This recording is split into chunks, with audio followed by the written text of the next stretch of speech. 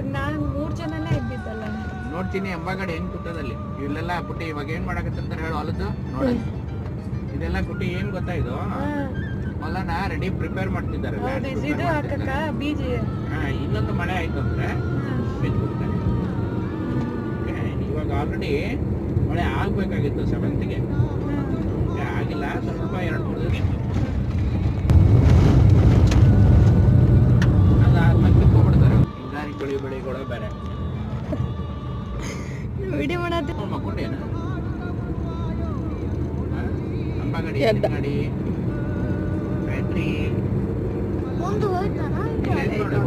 ಇಲ್ಲ ಇಲ್ಲ ರೈಟ್ ಬಲಕೈತೆ ಎಡಗೋಳಿ ಐತೆ. ಹೆಂಗ್ ಮಾಡ್ತಾರೆ ಕನ್ನಡದಲ್ಲಿ ಹೇಳು. ನೀನ್ ಹೇಳ್ತೀಯಾ